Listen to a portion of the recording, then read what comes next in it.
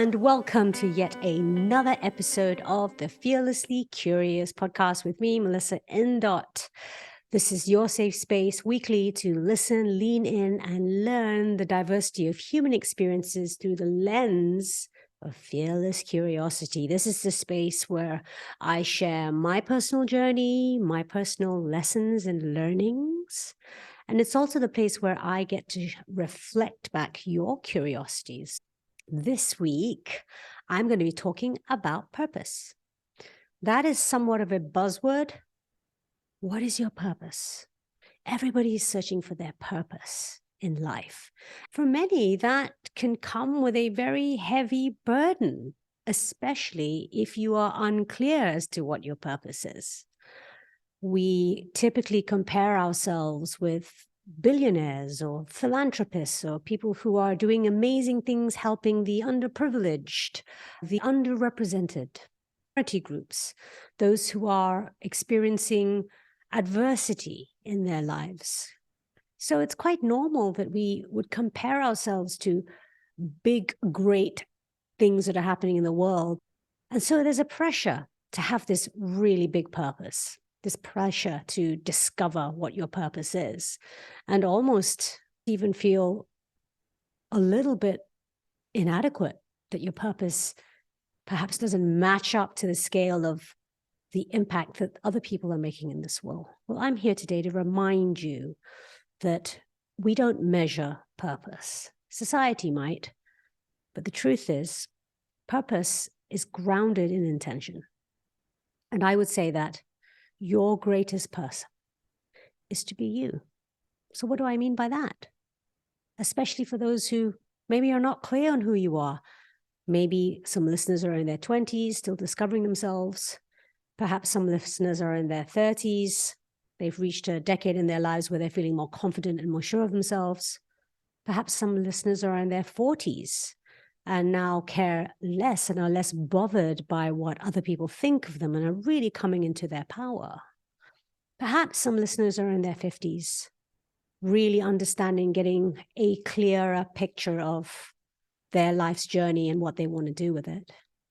The point is, it doesn't really matter where you are in your life. What is important for you to know is your purpose is to be fully present in your life's experience. And that means not always knowing why you're doing something or where you are.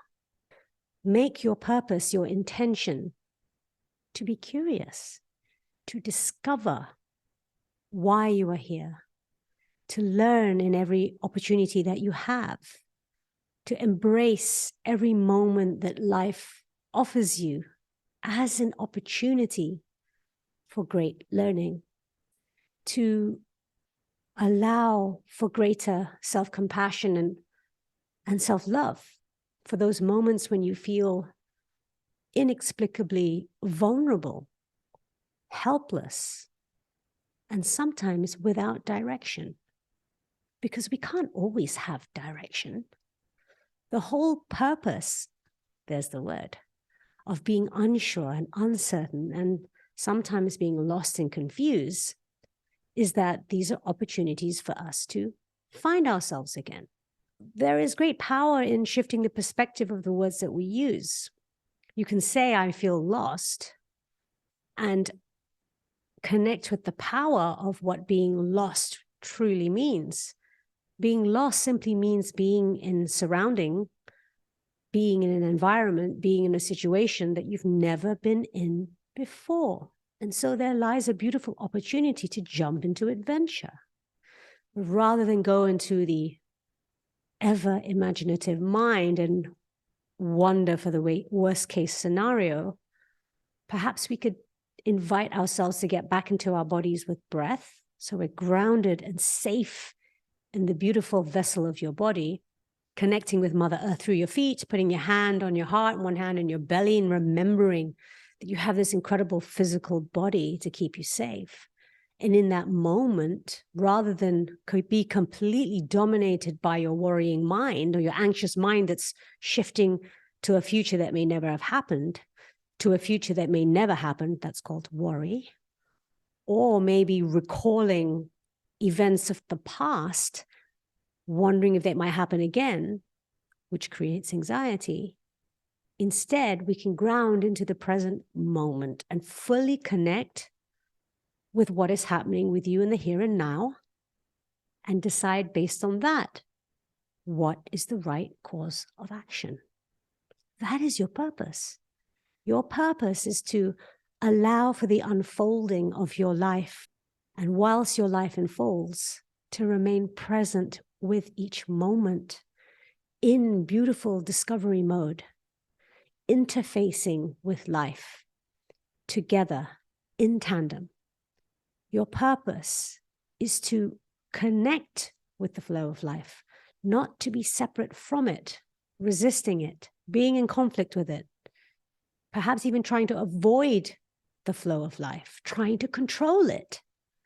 These are all practices of the modern man and modern woman that cause a lot of stress, cause a lot of pain and discomfort and struggle in our lives.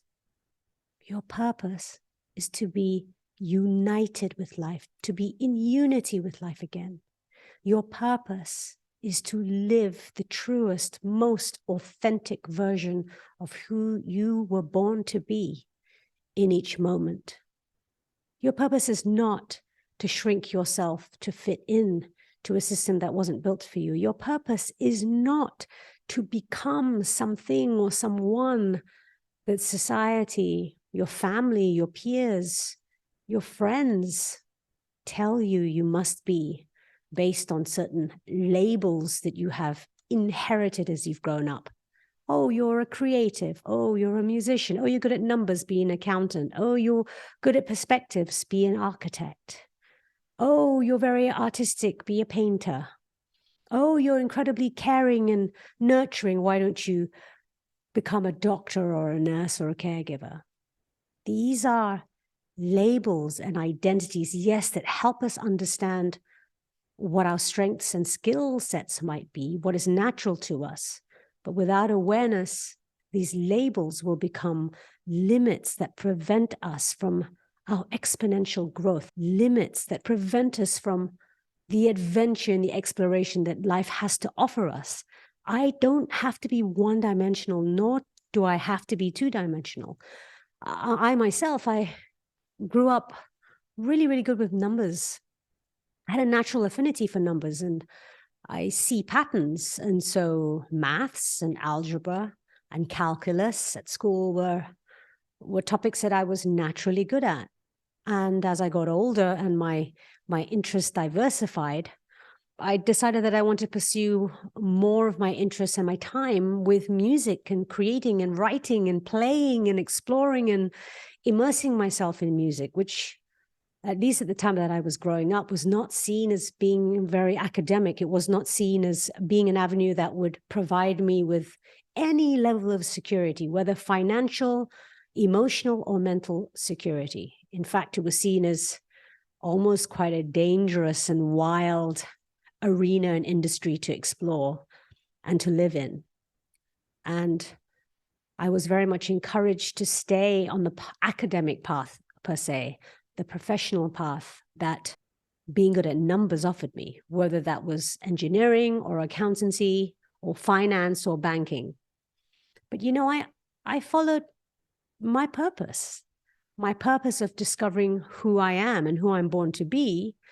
And I leaned into my curiosity, and I had the resilience, natural resilience, thankfully, to break free from these stereotypes that could have weighed me down as a great burden.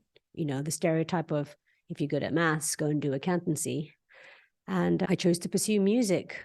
A little bit of a compromise, because I did work as an accountant for the first 10 years of my life. I left uni and I started working, and I followed the path of accountancy because I had a natural affinity for numbers. It's like, if it ain't broke, don't fix it. Do follow your heart and follow the natural skill sets and talents that you have.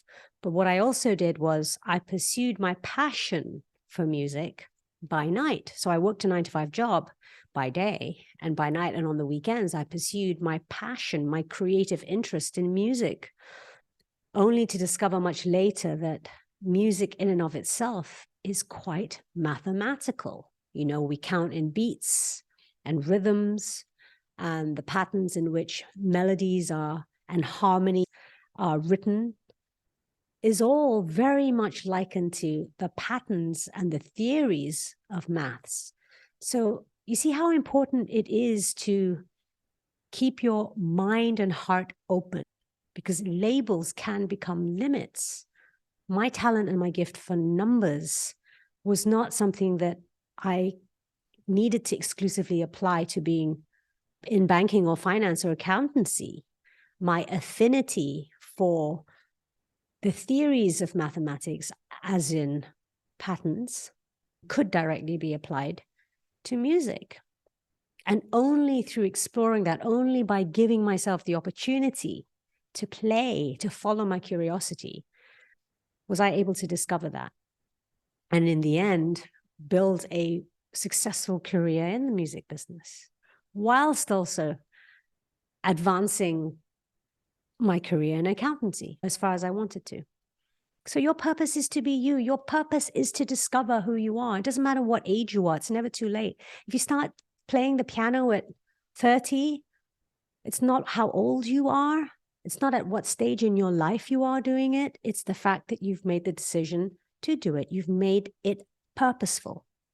If you decide you want to go back to university and get that degree in philosophy at the age of 45, it's never too late.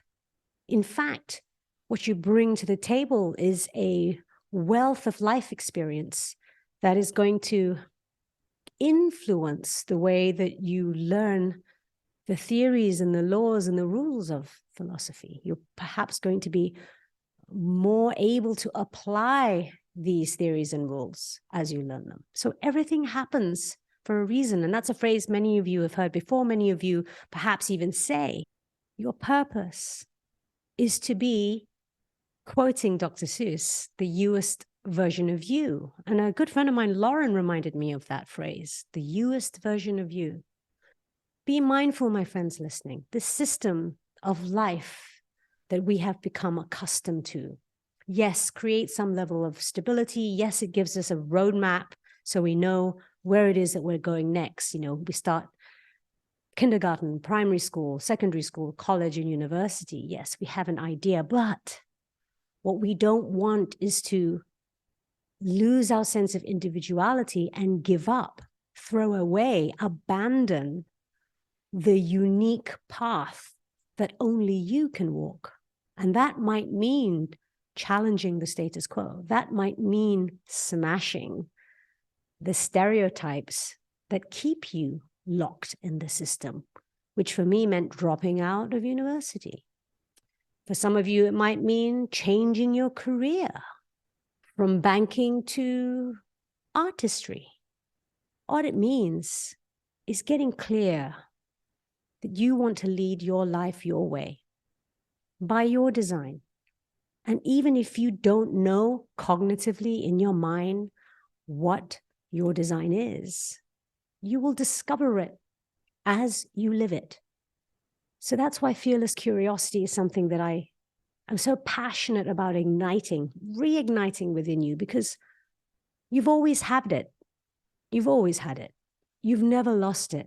You've just forgotten about it because our conditioning has taken it away from us. It's encouraged us not to ask why. It's encouraged us to be obedient. It's encouraged us to follow the trend, follow what is the norm. You weren't born into this life to fit in.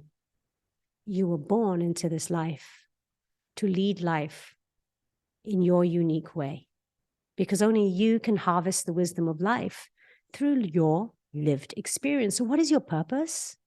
Your purpose may be to save lives. Your purpose may be to dedicate your life to the healing, to the provision of care and love of other human beings. You may want to dedicate your life to the earth, to the land, to science, or you may want to dedicate your life to discovering who you are. There is no measure. There is no comparison. Each of us are here to do our unique job of discovering who you are to harvest the wisdom of your lived experience. Because in doing that, you emanate an energy, you emanate a wisdom that only you can emanate. You inspire, you motivate others to step into their uniqueness as you model it, as you live it, and as you breathe it. So when somebody asks you, do you know what your purpose is? I invite you to say yes. My purpose is to be me and to discover the new version of me in every moment, employing my fearless curiosity so that I can live with fearless authenticity. And this is one of the reasons why I wrote a mantra, a song called The One. It was my return to music, the love of my life, after having spent many, many years unable to write music because of the adversity that I was navigating, my personal journey of moving through intense grief and healing from addiction, discovering healing through addiction, and walking the sober journey. I realized that in a world where we're being sold life hacks and shortcuts, that the only way out is through. And that is the most powerful and nourishing part of life's journey, is to lean in, is to feel it all. And as I keep saying, harvest the wisdom of the experience so that we may share it with others, so that we may show up fully with all our scars, not our wounds, our scars, that show the world and remind ourselves what we have been through. And we can give those experiences purpose by sharing our stories and inspiring others to live the life that they were given in a way that only they can. So my friends, until the next one, remember, you are the one, the light of the universe, and you bring hope when there's none. You are the answer to your questions. You are the solutions to your problems. You are the one whom you've been looking for.